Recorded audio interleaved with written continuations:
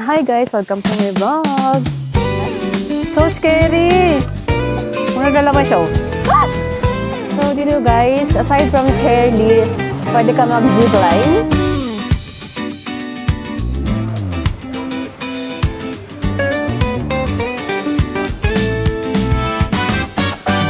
Tinanong namin yung tour guide kung may something bar ano dun sa mga suot nila, bakit sila naka-black lagi. Sabi niya, parang wala naman daw. Sabi niya, siguro, ano yun? Siguro, sabi niya, baka yun yung mas cheaper. So guys, itong van na to, parang deluxe na van siya, no? So, ano siya, may capacity siya na 16 people.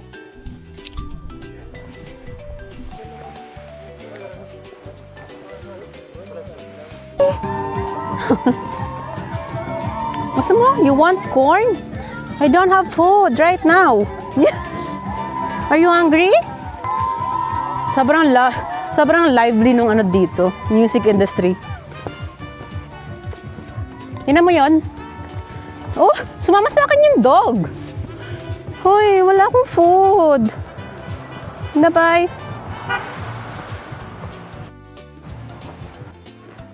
Fries? This one? Ito daw, babe. Ito daw. Wow.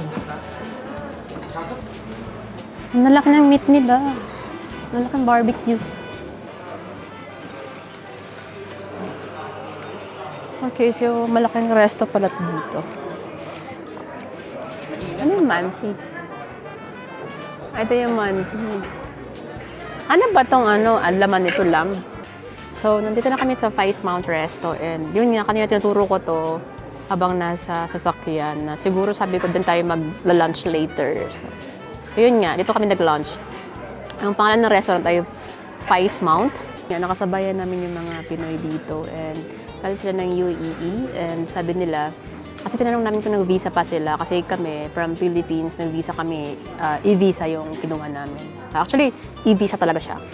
So, nung tinanong namin siya kung kailangan pa ng visa from UAE, sabi niya, pag resident ka na daw doon, no need na for visa to Uzbekistan. So guys, dumating na yung order namin. Chicken! Hello! Parang maanghang yung chicken niya. Nandito na tayo, kakain na tayo. Dumating na lahat ng orders natin. So, we ordered chicken, clove, and bread. Let's eat!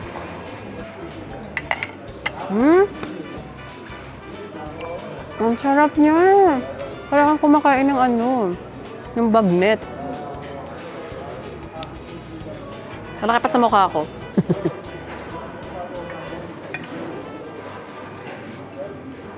Thanks, Mom. So, magbabayad na tayo, guys. It's, ano nga to? 173,650 SOM.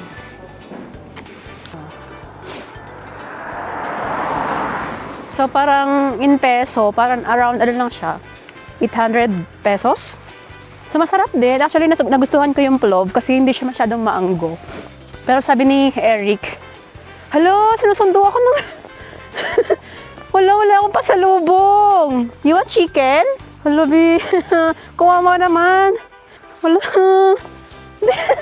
Kasama siya sa atin, no? Tingnan mo. Kawawa naman. Doon tayo sa sa car muna natin. Come here, dito. Sumasama siya. Come here. Nasaan yung chicken? Hello. Ay. Chicken. You want this? Oh. Muna naglalaban siya, oh. Tama na, stop. Bye-bye. Nakakatawa. Oh my God. Wala na. Enough na, baby. So guys, kakatapos na namin mag-lunch dito sa Vice Mount Resto. Ang laki na nila, resto nila, ha? And yung in-order namin ay chicken, clove, and yung bread na, tsaka soft drink. So, ang total nung kinain namin ay 173,650 1,650 som, and in pesos, ito siya. Nasa 845 pesos lang siya. Ang mura. And ang laki ng serving nila. Sobrang nakakabusog. Actually, hindi namin naubos. Tinake out namin.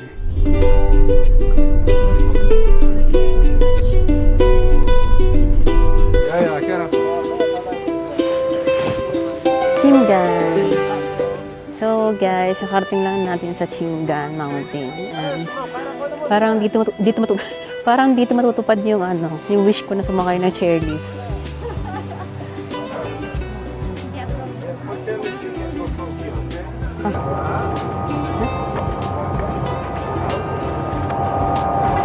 Okay.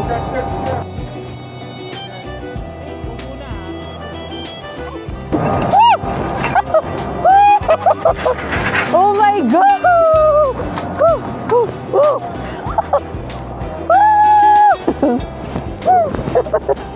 Nakakakaba! My God!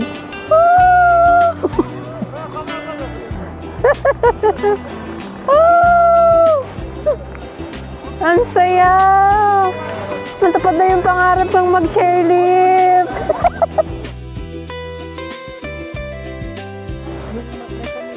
Hi!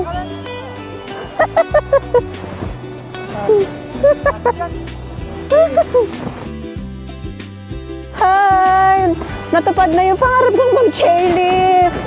Chairlift! Oh my God! So, ano pala to? Medyo nakakatakot siya, ha? Medyo nakakatakot siya kasi bigla ka nalang igaganin ng chairlift po papunta doon sa unahan. Tapos, itong harang niya, natatanggal siya, be. Mga ganun lang siya, oh. Hindi siya secured.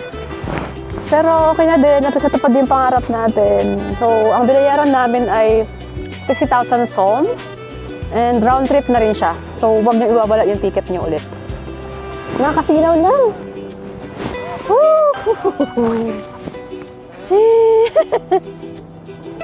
Ang saya.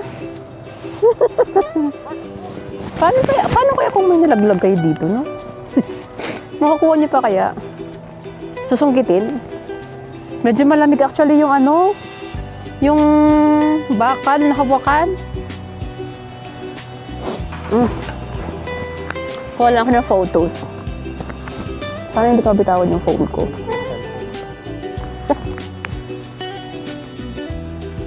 OMG!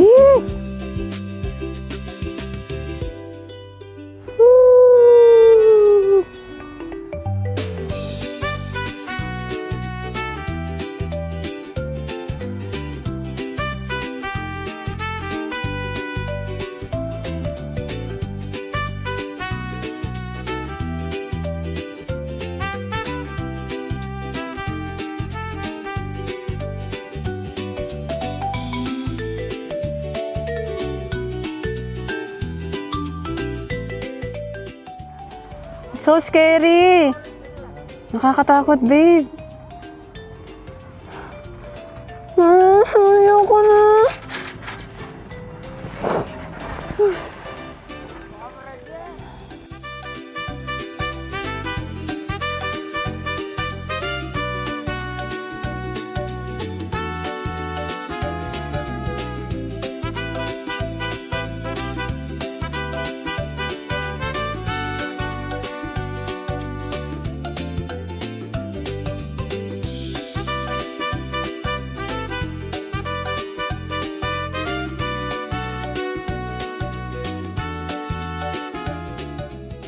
Parang ayoko na ganito pala.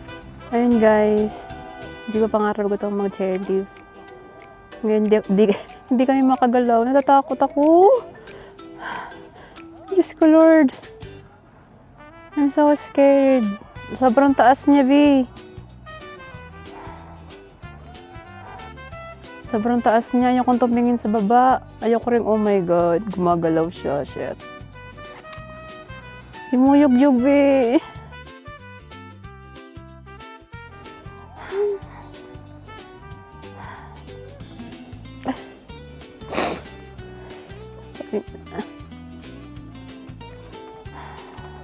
Ayoko na dito.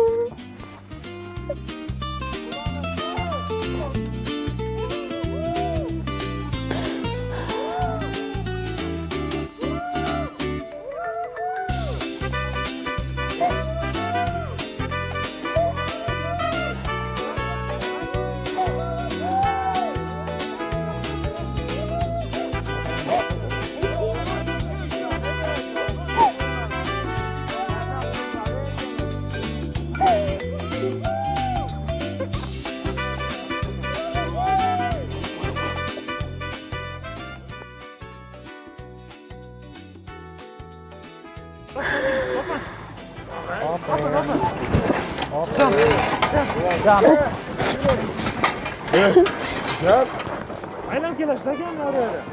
Qaysi qayerda? Yo'q emas. Ha, aylan. Voy, Aylan kerak.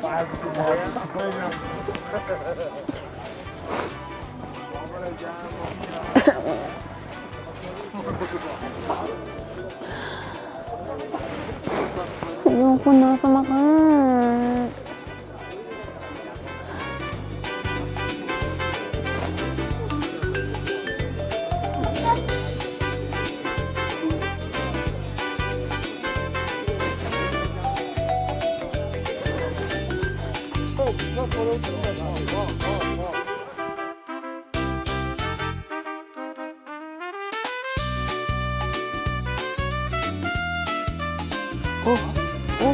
May nahulog siya. So, nandito tayo ngayon sa Chingan Mountain. Nasa tuktok tayo. And sobrang, kung gusto nyong mag-chairlift guys, pwede na, yun yung, parang yun yung way nila para makapunta dito sa tuktok. Kasi walang other option, walang cable car. Yun lang talaga chairlift. Pero sobrang nakakatakot. Yun yung sabi ko kanina. Natutupad na yung dream ko na makapag-chairlift. Pero sabi nga nila, be careful what you wish for. Sobrang nakakatakot. Grabe yung iyak ko habang papakit dito. Hindi ko alam kung mga tourist to sila, pero parang, alam mo yun, ang iligalig nila. Parang nakaka-bothered. Tapos doon banda, meron papuntahan doon, pero mukhang hindi siya safe kasi walang grill doon sa dulo, sa kabila. So hindi siya, parang sport po, for me hindi siya safe. Nakakatakot kasi baka nadulas ka doon. Pero diretso ka doon sa dulo. So tingnan mo, parang yun nga, kalawangin siya pero parang pamperya siya.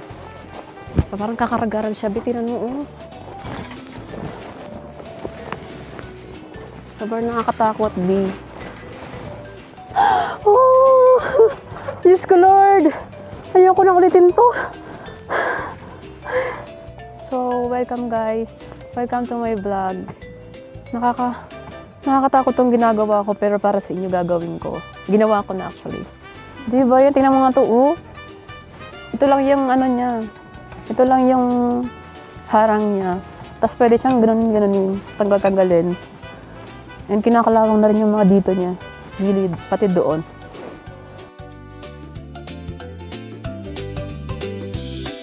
Guys, nag-decide kami na bubaba na agad kasi maraming parang lasing dun sa taas.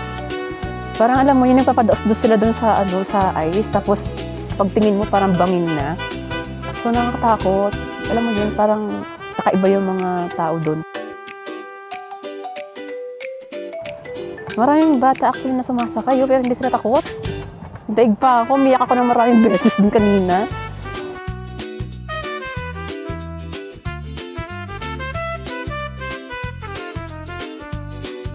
So, kanina nung paakyat kami dito sa level na to, gumaganong-ganon pa ako, nagsusway-sway pa yung pa ako.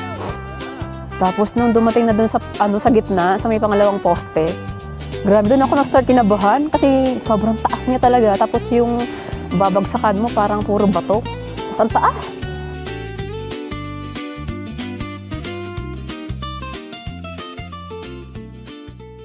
Nakaraos din, Diyos ko Lord! Nakakatakot! We're alive! Yeah! Thank you so much! We're alive! Hindi ko na ulitin yun! So dito guys, aside from chairlift, pwede ka mag-zipline. Meron din dito ice skating, ski. And meron din sa mga bata. May basketball nga doon, Maraming activity dito marami actually activity dito na pwedeng gawin. So, wag niyo lang gagawin yung chairlift. Parang hinihila parang hinihila yung aking buong kalam na doon sa dulo, doon sa tuktok kung saan kami pumunta. Yun doon, yung part na yon sa pinakadulo. Konting hakbang na lang doon, konting lakad, Kyrgyzstan na yon.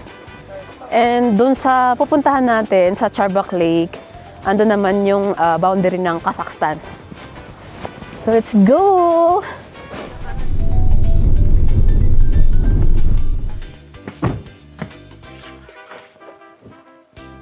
Yeah. Ang dami na namin nakitang lake from Kazakhstan to dito sa Uzbekistan. Ito lang yung natatanging lake na hindi namin nakita na frozen. Hindi siya frozen ngayon. Ang galing! Ito yung pagkain ng horse. Sa atin dayamit to, di ba? Tingnan mo yung lake. Oh my God! Nagre-reflect talaga yung yung bundok.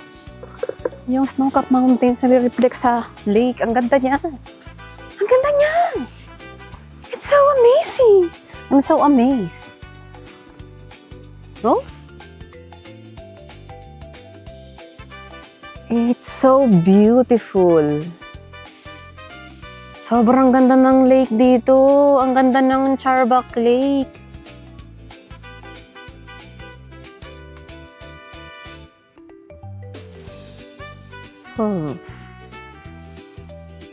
Dito yung reflection, oh.